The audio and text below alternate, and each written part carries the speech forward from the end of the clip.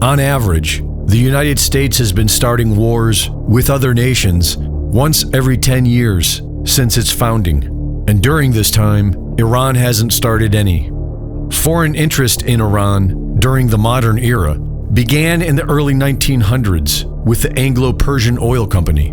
The British Crown became dependent upon Iranian oil, and the people of the Middle East were subjected to a century of betrayals, strategic deception, and psychological operations. In 1921, Britain overthrew the Iranian government. During World War II, both Britain and the USSR invaded Iran to steal their oil. In 1953, Britain and the USA overthrew the Iranian government.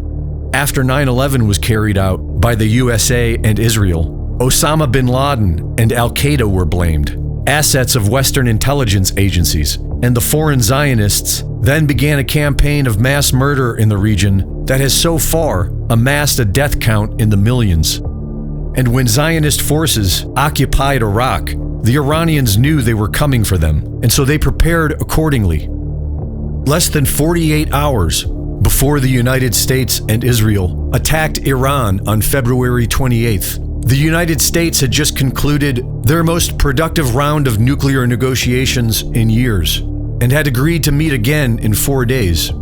The independent mediator announced that a peace deal was within reach and said Iran had agreed it would never have enough nuclear material to create a bomb. Iran had offered full IAEA access to its nuclear sites. Iran offered to downblend its highly enriched uranium stockpiles to the lowest possible level and convert them into irreversible fuel. Technical talks were scheduled for the following Monday in Vienna, and a fourth round of political negotiations was scheduled within the week.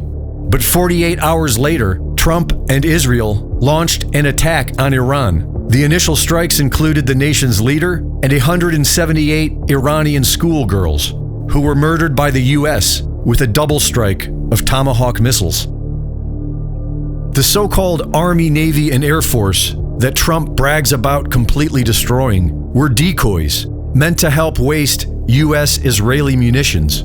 Iran has clearly been paying attention to the Zionist protocols of war and have developed a deterrent that secures their sovereignty. The real military is underground. A massive city of tunnels has been built beneath the entire country, with a stockpile of missiles to rain down daily for years. This underground city is well beyond the depth for U.S. and Israeli bunker busters, and it seems to have an endless amount of launch sites throughout the entire nation. Their weapon systems are all custom-made to defeat the Zionist war machine.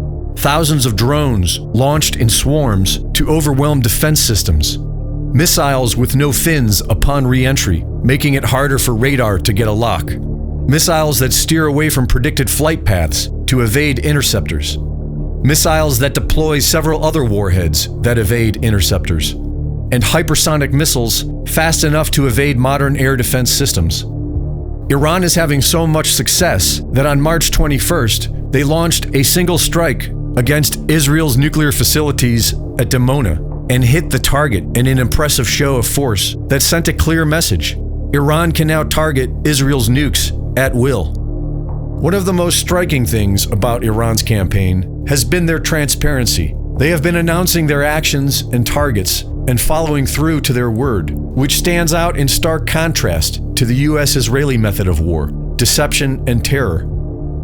Iran's real navy is underground as well, and designed specifically for this war. They have thousands of unmanned surface vehicles that operate as swarms and are equipped to take down any ship in the Gulf, no matter how massive.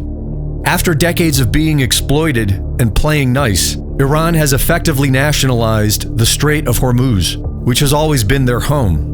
Iran has been planning this since 2003. They have enough munitions for years and are continuing to produce more underground. The US and Israel, on the other hand, are already running out.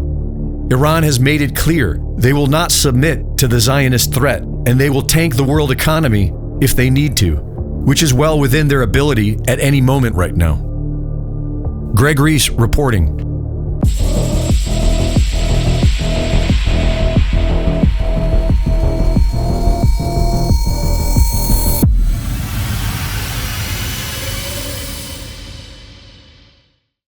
The REESE Report is now fully funded by my Substack subscribers.